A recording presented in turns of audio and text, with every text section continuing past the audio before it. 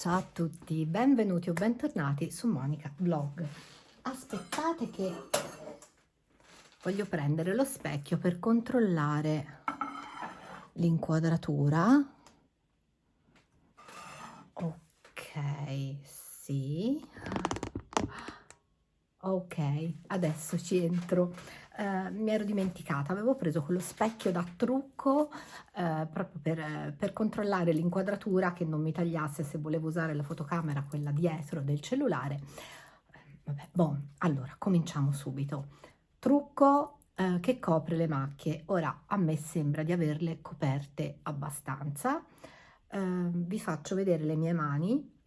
Anche nel viso avevo delle macchie enormi, non so se mi avvicino, se riuscite a intravedere l'alone, perché sono stata ieri l'altro dalla dermatologa a fare il laser, quindi ho proprio dei segni molto evidenti sul viso.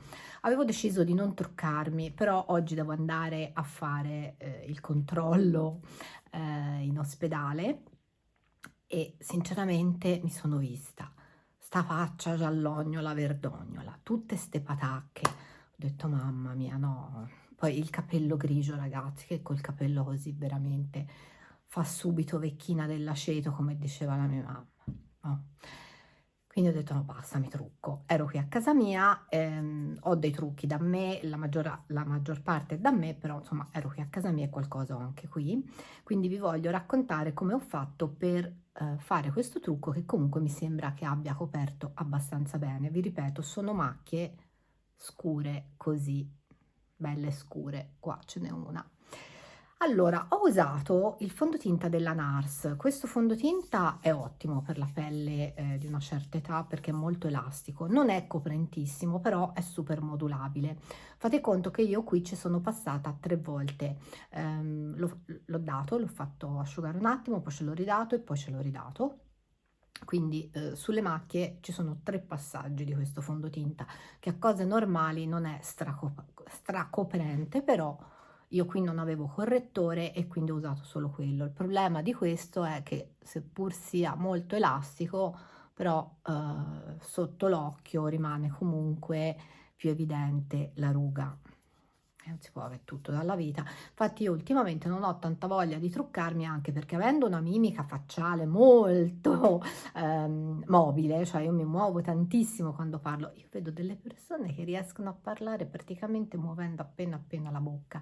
Io no, faccio tutti i versi quando parlo e quindi strizzo gli occhi. Insomma, dopo 2 secondi che ho messo qualsiasi cosa qui sotto, come potete notare, si stravedono le righe.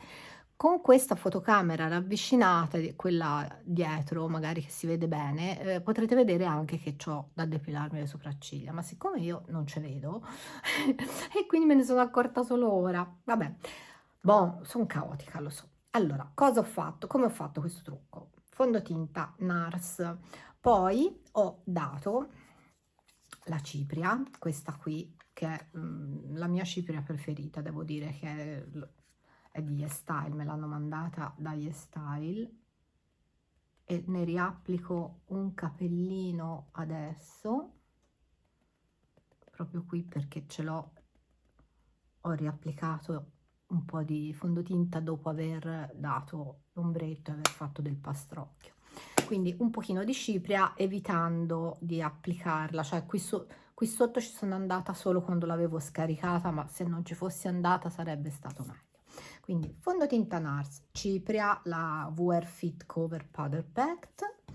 Poi prima di dare l'ombretto ho dato questa matita qua, della Maybelline, il tattoo liner, quella marrone scura, che l'ho data qua e qua. Poi sono andata a sfumare la matita occhi ho usato la Norvina di Anastasia Beverly Hills. Allora, palette fantastica, però c'è tutta questa sfilata qua di shimmer che oggi ho evitato accuratamente perché lo shimmer, ragazzi, invecchia tantissimo. Quindi con il pennellino suo, quello che hanno di bello ste palette è che se uno vuole fare un trucco semplice c'è il pennellino incorporato. Con il suo pennellino ho usato questo qui scuro, sono andata a sfumare qui la matita e qua nell'angolino. Poi col pennello più cicciottello ho preso invece questo colore qua che si chiama, allora lo scuro è volatile, mentre questo qui è eccentric. Col pennello più cicciottello sono andata a tamponare tutta questa zona qua fino a mezza palpebra. Prima l'ho tamponato e poi l'ho sfumato, e per finire ho preso il base, che è questo qui chiaro, e sono andata ad applicarlo qua, qua e poi qui nella parte centrale dell'occhio, sempre tamponando tutto, e poi sono andata a risfumicchiare un po' tutto l'insieme. E da ultimo ho ripreso il fondotinta e sono andata di nuovo a tirare qui, perché non era previsto che mi truccassi, quindi parto, dico ah mi do solo quello, poi non mi garbo, dico no, solo il fondotinta, la mi do anche quell'altra, la mi do anche quell'altra. Alla fine ho fatto il trucco, però non ho pensato a mettermi il tamponcino qui in modo da non far calare giù l'ombretto. E poi che cosa ho messo? Ho messo il mascara, questo qui di Anastasia Beverly Hills, che comincia a essere un anno che ce l'ho usato il giusto, perché toccandomi così poco è ancora buono secondo me. Ho cercato di metterne pochissimo, ecco, sto facendo dondolare tutto il telefono perché mi appoggio dove è attaccato il portacellulare. Quindi questo qua, che è ancora, secondo me è ancora utilizzabile, comincia a essere un po' aggrumato, vedete, pochino, vabbè. E per finire qui avevo, anche qui non ho tutto il parco rossetti, ho usato la matita, quella di All Day Love di Clio, che ragazzi io sono un fenomeno, ho sciupato sta matita perché questa matita è di quelle che si girano, vedete? E io ho detto beh, è finita la punta, che ho fatto? L'ho messa nell'appuntino, l'ho girata, mi sono accorta che era di plastica, l'ho sciupacchiata tutta, vabbè. Comunque è l'All Day Love di Clio, che ecco, di Clio non mi piace tutto, però le matite labbra le trovo ottime, così come il mascara. E per finire ho usato il NYX Control Freak, che secondo me non è così efficace nel tenere le sopracciglia in ordine, però ormai ce l'ho e lo uso.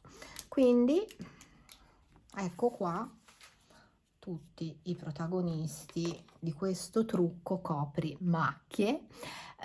Io vi saluto con questo video super breve e vi do appuntamento sempre qui su Monica Vlog. Mi raccomando, lasciatemi un pollicino in su e se non siete ancora iscritti iscrivetevi. Ciao!